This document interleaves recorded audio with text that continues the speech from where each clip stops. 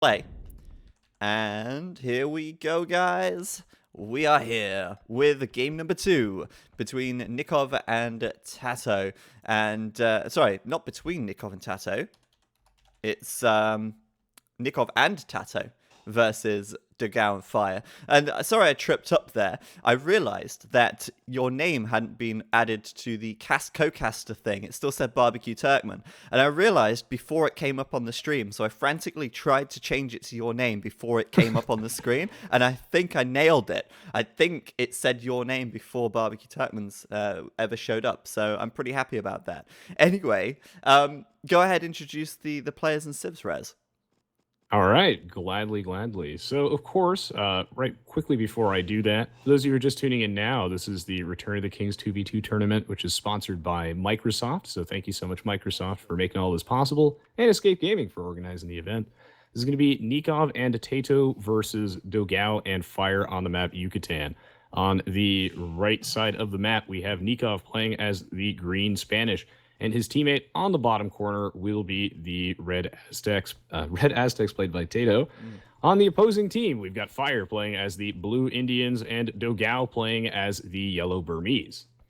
Yeah, quite a interesting civ team. Obviously, the Aztecs teaming with the Spanish. That doesn't sound very historically accurate, but for the sake of this game, we can pretend that they were best buds all along. And yeah, Yucatan going to be the setting for this one. We were just saying before we started this game that if there's ever going to be a game that goes long, it's going to be a game that Rez is casting with me. And it's probably also going to be Yucatan. Because if you do take a look at this map, you've got this rather broken river across the center, splitting the two teams. And with a few walls, you could definitely wall that up completely. It's certainly one of the easier team walls to make out there.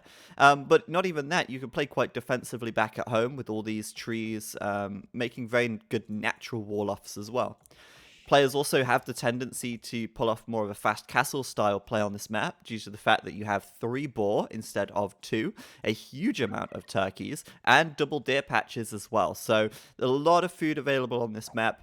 Generally leads players to kind of go for a more of a fast castle style play, generally leads the game into more of a late game situation, and I'm a big fan of that because so far the games today on the land maps have been quite short, and I would love to see some Burmese and Indians up against these two civs of the Nicov and TaToH. I was going to say the Spanish team. They're not obviously Nicov is from Argentina, but they both speak Spanish. So I don't know if it would be, insulting to call them the Spanish team necessarily. Now, one quick thing is that there was a huge storm yesterday, which caused a power outage, and the internet was down. So my computer is running a little bit slowly. So I wanted to double check with you on what timestamp you're at right now. 450. Oh, okay, 450. I gotta catch up. My poor computer. Oh no. No power for like 6 hours. So I'm gonna skip ahead just a little bit. So basically, it's just like you said. Yucatan is the type of map where this game could end up going long, just because it's very easy to wall these choke points between those little narrow rivers. It looks like Fire is going to start walling up his choke point right there, and then now Nicov is also starting his own. One of the nice things about this map, too, is just the vast abundance of extra food resources. So having all the additional boars, the deer, another set of forage bushes, and turkeys really accelerates the game. So even though this game has the potential to go long, the early game is going to be significantly faster. Yeah, absolutely. And I mean, that means we get to the later stages of the game faster, but it doesn't mean that the game is longer necessarily. I totally agree with that. Now, where do you want to start? Because, I mean, a 1v1 is fairly easy. You look at one player and then you just automatically go and switch to the next. But in 2v2s, 3v3s, 4v4s, there's always so much going on. It's always difficult to catch all of the action. I would start by looking at TaToH's base and saying that, well, look at that deer patch. So close to that mill. This is really a nice setup for TaToH to start things off with here. He's going to have no problem bringing in those boar. He's got a very defensive map with these trees and you can see already he's doing a bit of a wall off and a barracks, which is something that maybe catches some people by surprise, but is certainly viable on this map.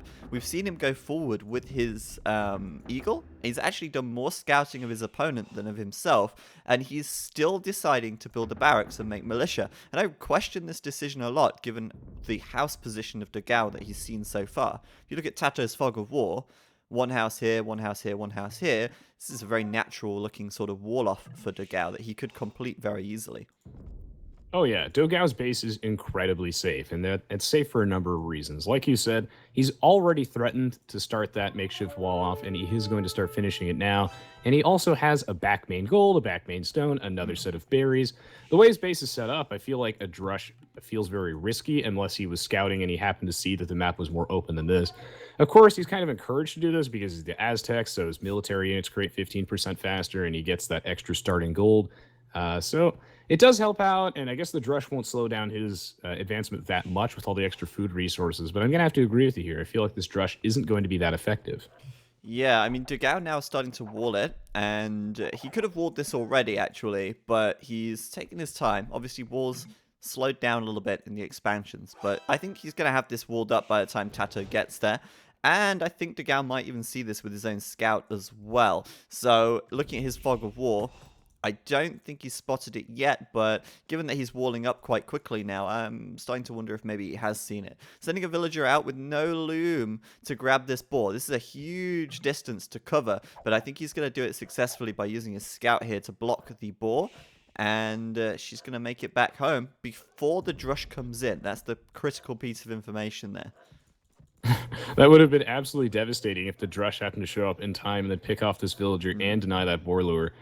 It's interesting because Dogao has to delay his wall off just a little bit to let that boar in. So we're going to have to see if that's going to be a problem, as his boar does indeed pass through. Drush is approaching. Nicov has seen it with his scout. Will he be able to complete this wall off? Yep, quick wall coming in, and it's done. So the drush is locked out. Dogao's going to lose his scout. He was walled out, unfortunately. Cruel villagers, but that drush is denied. And I just want to add that that isn't just his second or third boar. That's his fourth and fifth boar. As you can see underneath the TC here, there's 5 boar corpses. So Dogao off to a very strong start in terms of eco. And as long as he keeps this drush out, yeah, he's going to have no problem with that. He's like, okay, you've just invested all this resource into militia. You've done absolutely nothing. I've got 5 boar. Kind of laughing in his face right now. And that brings me back to TaToH's map, which is the deer patch, and that is something that TaToH can fall back onto. It's no 5 boar, but it's quite a lot of food next to his mill, which is very nice. Indeed it is. So if we're talking a little bit about the actual civs themselves in this game, the Indians happen to have a very strong economy due to their discounted villagers. It looks like Fire is going for a fast castle age based off the way his economy is set up. He's got the 3 villagers on gold. He is on his way to the feudal age. He is actually really close to that. Plopping down some farms now, so I think he'll be set up for quite a nice fast castle. TaToH will be slowed down by the lack of the drush actually getting into this economy, but it won't be too bad for him. And now we see Nicov, our first player in the feudal age as the Spanish, plop down a market, so he'll also be fast castling. Yeah, we didn't really see much from Nicov or Fire in terms of, like, Dark Age aggression, that's for sure. Second mill here, actually, for Nicov on the left side, on the deer patch, securing him all that food, meaning that right now he doesn't even have to build a single farm to pull off this fast castle, which is certainly very nice.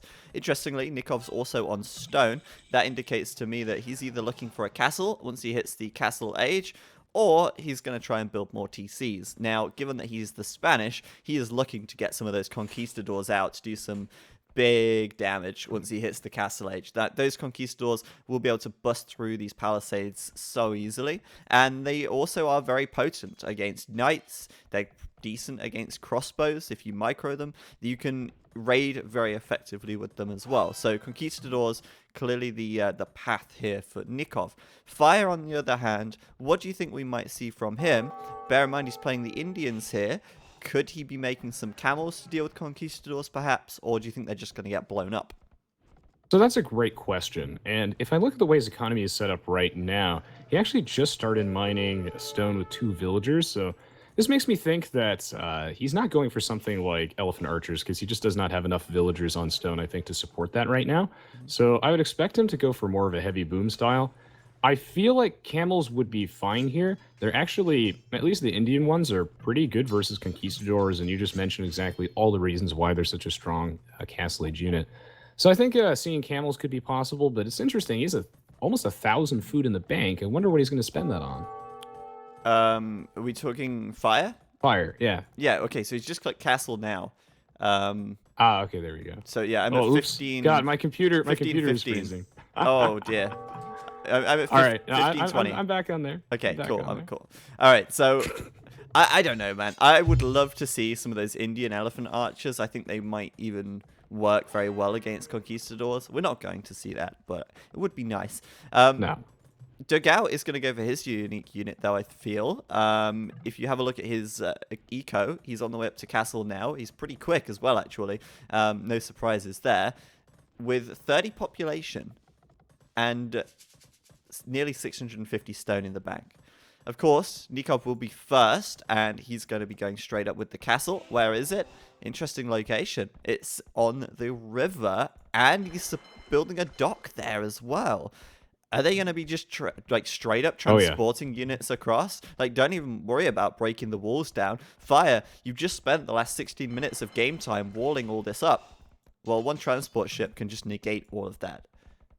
And this is even better because I believe we discounted the cost of transport ships slightly in the expansion. So I really like to see a strategy like this, mostly because it creates that element of surprise. Fire feels really safe. He has several layers of walls. He doesn't feel safe anymore now that the castle is up, of course, and it's going to be very difficult for him to find the time to react. So I'm curious to see what he's going to do because he's not quite up to the castle age yet. He's at around 90-ish plus percentage. Transport ship coming down, conquistadors pumping out, and yeah, Nikov's also going to transport his villagers to the other side too. So Yeah, Fire in a lot of trouble. He's going to put down a monastery and try and defend himself with some monks, it looks like. Do you know what I like about this as well? I like that the dock is like underneath the castle, so you can't actually see the dock. You can't see it. So it's like it's a surprise dock because no one can see that coming. I like that a lot, and obviously with the transport ship now in the game, we're going to see a lot of bugged out vills. So interesting that Nicov is actually building a TC over here. Rather than running back home and building it like here, for example, on his main gold, he's decided to build his TC on the other side of the map. Kinda risky. I don't know if I like that, but okay. Whatever floats your boat. Fire, under a little bit of pressure now, especially as these conquistadors start to come out. He gets his TC up, or he's getting his TC up, and his response is to make a monastery and go for some monks. I don't know how I feel about monks here. They are certainly one of the better options against conquistadors, but oftentimes they can still fall a little bit flat, I feel. Yeah, one of the issues with monks versus conquistadors is that even though it's excellent value converting them, they actually can end up dying from range because the conquistador has 6 range, which is good enough. It's fairly inaccurate, but it's not so bad. On the other side of the map, we do see Dogao moving out with his Rambai, and I feel like this is going to be relatively ineffective just because it's Yucatan and TaToH already has an excellent wall off here. 5 range isn't going to be enough, and that can't be upgraded with fletching. And if he goes to the other side of the map to Nikov's base, he still won't really be able to do much. It's really cool to see TaToH actually joining Fire inside... Yeah? Yeah, no, I was just agreeing with you. It's cool to see him joining him. But yeah, go ahead. Yeah, it's great to see him actually. They're going for like a double forward here. And this is going to work out really nicely because they have all the stone walls at home. This can only really work on a map like Yucatan where you don't need to worry about getting raided so much. So Fire is going to be under a lot of pressure. And what I find fascinating is that Fire actually opted to put his first town center kind of forward even though he knew that this aggression was coming. Yeah. This is actually really damaging to Fire's economy here. Look at his score dipping now, as he's lost quite a few vills already. And okay, he got 1 conversion, but more vills going down. And Nicov, great rating. But more importantly, as you quite rightly said, I love that TaToH's over here as well. Because back at home, these guys are full walled. Those Arambai, they're going to do nothing against these full walls. They're not going to break through. It's going to take them ages. So this is great because now they can both focus on like a 2v1 situation. Immediately this TC at the front from Fire is under pressure from this Mangonel, and I mean Fire's getting shut down. However, he has managed to get 3 conversions, so that's definitely what he needs in order to maintain his position here. Got to be very careful not to throw those conquistadors back the other way, though, as TaToH starts making some monks of his own. So one quick thing I wanted to mention is that if any of you are seeing those like floating villagers over the water, that's just a spectator bug, so don't worry, that's not actually happening in the game. Also, what makes this line of play so brilliant, I think, from TaToH and Nicov is that everyone, you may have noticed that everybody walled around their own base and not the choke points formed by the rivers. And that's because if you do end up walling by the river, you always run that risk of like a transport ship play or something like that. So really, Fire is the only player that's actually vulnerable here. And he kind of felt like he was forced to do this just based off the way his map was set up. It just made the most sense. And it's great to see Nicov and TaToH aware of the way the map is set up. And I think Fire is doing a great job with these conversions. He is holding the line. I think that's exactly what he needs to do. But he needs dogao's support, and dogao's support is coming in. Yeah, RotK coming in on the left side now, and these guys are pretty potent. I love that these units are getting converted all over the place, but I don't know. Let's see how the RotK can do here. They're gonna have to hit their shots. They're gonna have to hit their target. If they do hit, they're gonna do a lot of damage. They should be able to take down the conquistadors pretty quickly, but conversions are always a big problem if you are playing against the Aztecs, and well, they're playing against the Aztecs here. Now, I'm not sure about the Indian monks off the top of my head because I can't check the tech tree, otherwise we go out of sync. But the Burmese have fantastic monks. Could be worth maybe bringing some Burmese monks in if dogao was to come forward with some villagers and build a monastery close by. Because I feel like they're going to both have to engage here. Otherwise, well, this is going to happen. This TC is going to go down and more is going to be lost. So the real question is, what exactly can they do here to stem the bleeding? Because really, they're at a very disadvantageous position because they got caught off guard. Fire wasn't prepared for this, and that's just because of the transport ship. So the only thing really he can do at this point is maybe a defensive castle from either dogao or Fire, I think will be the thing to cauterize this wound, keep them in the game. But if we take a look at Fire's economy, I feel like he does not have the stone or really much of any resources to do this. So it's going to require dogao to basically send some villagers across the map, but I don't think that they will let him. They're really doing their best to hold the line here, but Fire just doesn't have an economy. He does not have the space he needs to do this. So I'm not exactly sure how they can possibly hold against this attack. This town center is about to go down.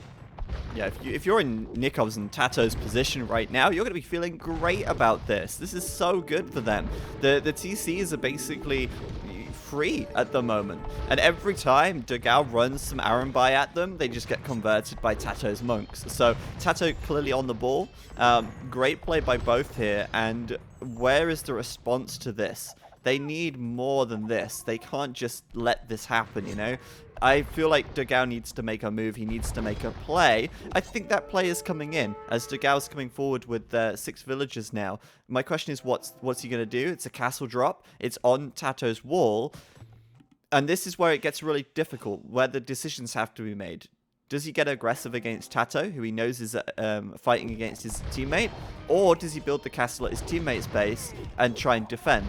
Clearly, he's opted to go for TaToH. So, unfortunately, I feel like this can't really work out, mostly because Fire has so little time left in him. There are so many mangonels, even though one of them might end up dying to this town center, that if Fire is out of the game, it's going to take quite a while to actually breach open TaToH's walls and take him out of the game to kind of even this out. It is nice to see dogao doing a little bit of harassment on Nikov's main town center, but I just love this line of play from them. dogao has a healthy amount of Arambai, but it might just not be enough. It's a really dicey situation for them. At least he gets to deny the gold. But again, the way that TaToH's map is set up, he's just going to add another layer of stone walls here. They're feeling really great about this situation. Yeah, exactly. It's going to be tough to break through. We've got a siege workshop for dogao coming up as well. But that's going to be helping him to get through. But yeah, that castle, I mean, it might help to get through the first layer of wall, but can it break through the second? It's going to be some time, and TaToH is stalling for that time now with plenty of opportunity to react, thanks to the barracks giving him line of sight on that castle. Oh god, did you see that castle in Fire's base? Yeah, I saw that on the right side. Oh my god, the villagers! No! Fire! Oh no, that could not have gone any worse. Oh, jeez. 3, 6, 7, 8, 9, 10, 11, 12, 13, 14, 15, 16 villagers going down. What is going on? That is an absolute disaster there. And it's just like what I was talking about earlier, is that the only thing that could possibly keep fire in the game is a castle. And this is because a castle is so difficult to remove in the Castle Age unless you have a ton of battering rams. So it basically forces the game to go to the Imperial Age for trebuchets to come into play to break that stall. The fire didn't have the economy to support that. He was trying so hard to mine that stone. And by the time he was finally able to afford it, because he really wanted to secure those gold mines and that wood line, is just barely not able to come up, and he lost all those villagers, going to put him really far behind. One last quick thing I also wanted to mention is that I just absolutely adore this Aztecs plus Spanish team combo, especially because the monks and the conquistadors are so resilient. The monks can also heal the conquistadors back. Oh, it's such a strong combo. Yeah, it's really nice, actually. Now, Dogao, he's got it all to do. It's all on Dogao's shoulders right now, and thankfully Dogao is having a good game. He is on the way up to the Imperial Age. TaToH is also on the way up. Nicov is also on the way up, but Dogao has a small edge at this point. But still, I mean, it's so rough at the moment. Fire, one villager going back over to try and finish that castle. It's not happening, Fire. Just give it up, man. Wow, look at all these villagers running away. Is this already game over? They don't seem to think so, but this is looking super rough right now. I've really enjoyed this team play by TaToH and Nicov. It's been phenomenal, really. They've played as a team really well. Whereas I feel like Dogao and Fire, it's not that there was a lack of team play. It's just that, well, maybe it was a lack of team play. I don't know. I just feel like, Dogao's gone over to aggress TaToH. I don't know if that was necessarily the right decision. Yeah, TaToH and Nicov just feel like they're on the same wavelength, playing in sync right about now, and it's really paying off.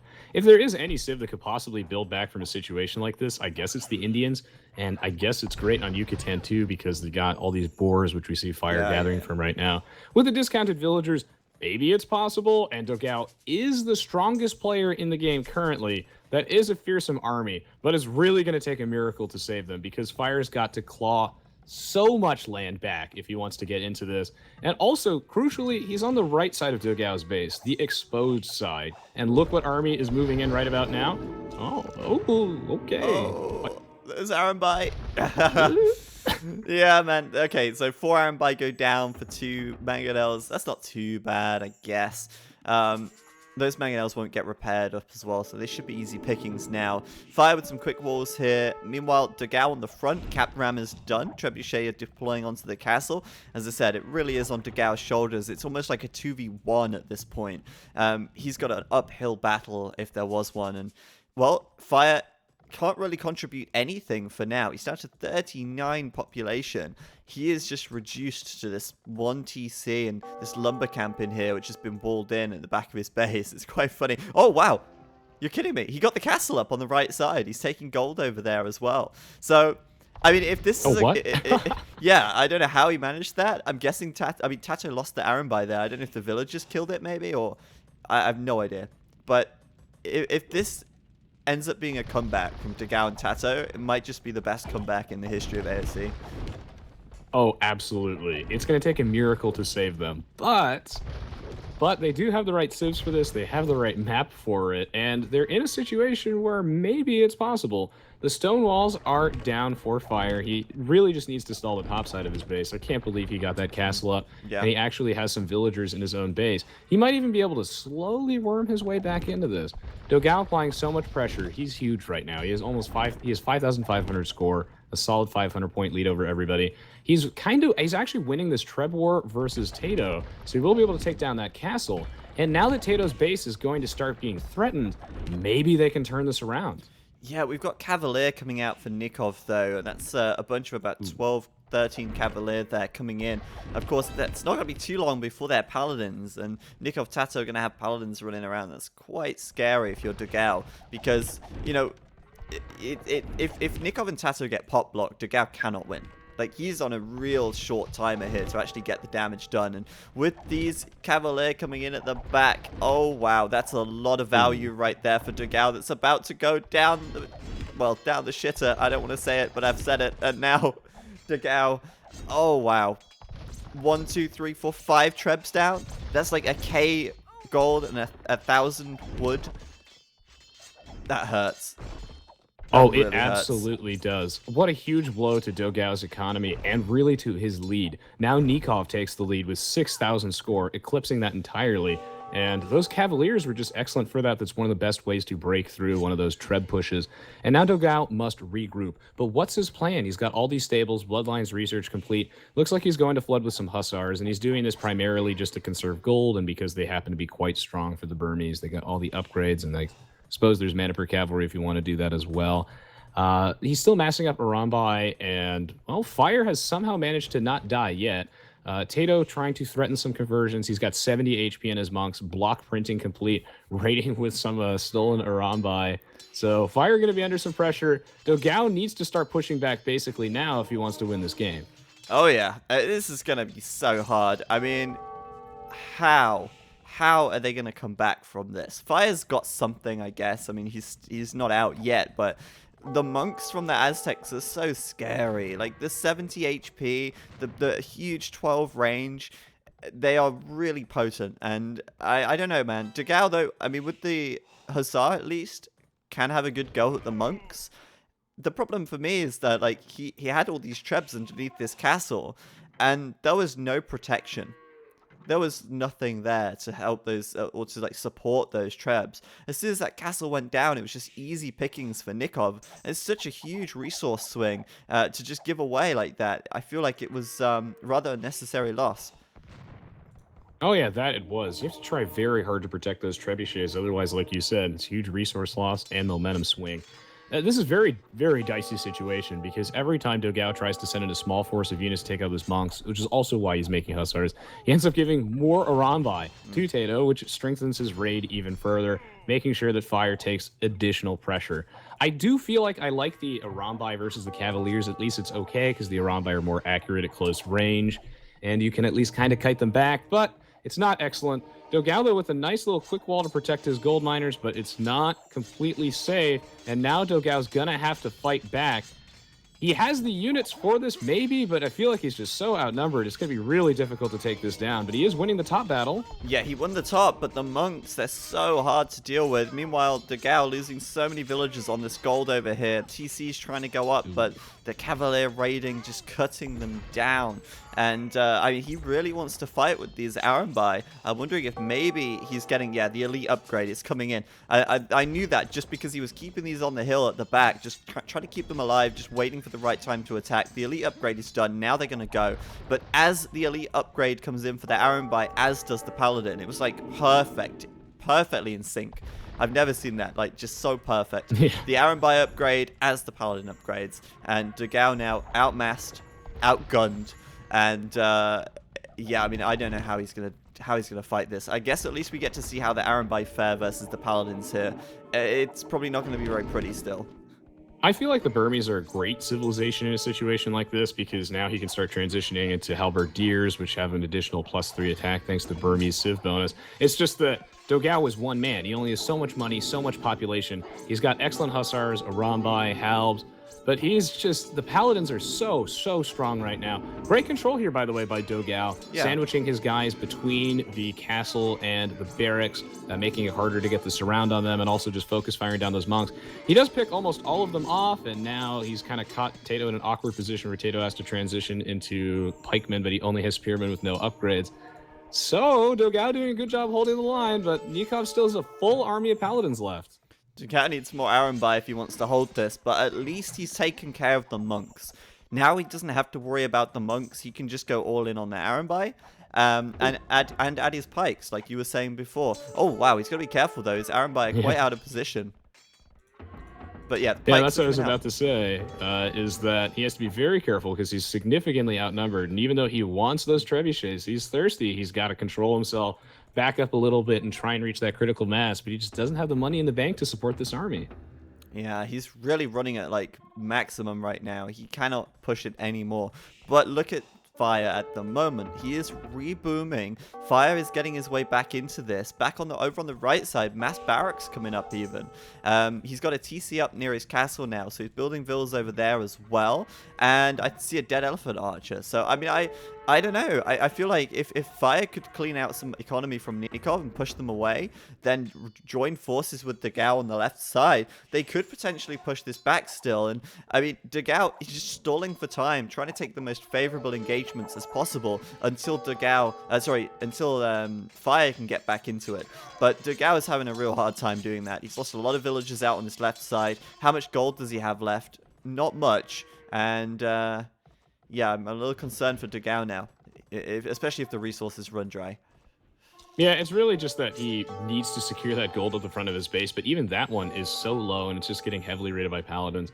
He's doing a great job using his units efficiently. He even picked off 2 of TaToH's trebuchets basically for free. 6+7 attack halbs out in the front line. So again, great control, keeping huge. the paladins on the halbs, keeping the Arambai in the back. They're not taking any damage. This is basically the best fight he could hope for, but there are so many paladins. It's the best fight you could hope for, but it's not enough, is it? Look at those halbs. Even with 6+7 attack, it's just not enough to take down these paladins. And I mean, if you're dogao right now, you've got this small number of Arambai, and you're just like, oh wow, it feels like 300 in here. Yeah. They're slowly getting picked off by the monks at the back from 12 range. And surely this is GG as these paladins push in. But I just want to bring the attention real quickly to Fire on the right side, who is raiding Nicov with some pikemen right now. He's doing something. He's doing something. It's just some great control by dogao. It's really important in a situation like this where you're outnumbered by melee, and is to take your ranged units and box them into some terrain to make it so those melee units can't get that surround. dogao controlling his troops very well, but again, he just doesn't have the numbers for it. These paladins eating so much damage from those halves, so much damage from that castle, and yet the numbers aren't there. They're gonna call GG. Fire almost built back. What a great game from both teams. Almost, but it's not the same as actually doing it. It was a nice attempt. It was a very nice attempt, but that was GG. And Nicov+TaToH going to take the series 2-0. And, I mean, very impressive play by dogao all the same. He really played well, but I have to question whether or not dropping the castle on TaToH was the right idea. I feel like if he'd have actually gone and dropped it over at Fire's base, or maybe if he'd have come over earlier with some monks or something, and just protected Fire for long enough that Fire didn't have to basically completely remove his economy and replace it over here, I don't think that it would have been as bad. It was still bad, but I don't think it would have been as bad. All I can say really for Nicov and TaToH is great team play. That's just really what it boils down to. They were together, they were fighting in the same place the whole game, they built units that complemented each other, and that was just great to see. Yeah, and great team play is, of course, exactly what this tournament is about, which makes me very excited for the next game. Yeah, Fire's map, we did touch on this earlier, it wasn't the best. I feel like he could have played more defensively with that map, though. He didn't need to wall over at the river. He could have, for example, used this tree line to wall in towards his starting TC and built like a funnel from this this pond on the left in towards the town center, and then from this tree line in towards the TC as well. Would have maybe helped him to defend a little better. But, you know, it was a good effort. All in all, though, TaToH and Nicov, quite convincing victories. Very enjoyable second game. And I thought it was going to be longer than that, to be honest. I did think we were going to be in for like a 3-hour marathon. But maybe next game, who knows. Anyway, for now, we're going to throw it over to Nicov+. He's going to give us his analysis, and we'll be back right after that for the next series. And then from this tree line in towards the TC as well. Would have maybe spend a little better. Oh, okay. Nicov+'s a little confused, I think. Oh, no. All though, TaToH, what's he doing? Whoops, I was a little late. I hope that's all fine for you. So Nicov and TaToH winning here 2-0, and dogao and Fire eliminated.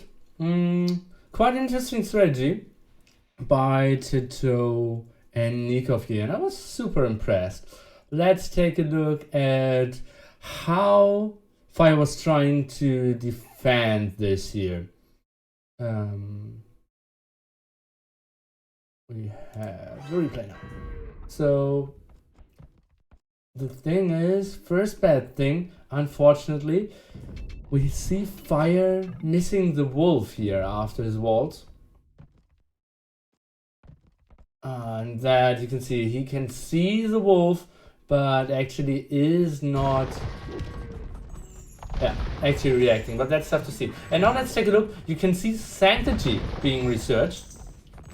And now you can see Fire going in with trying to convert, but his monks are stopping and not really getting anything done.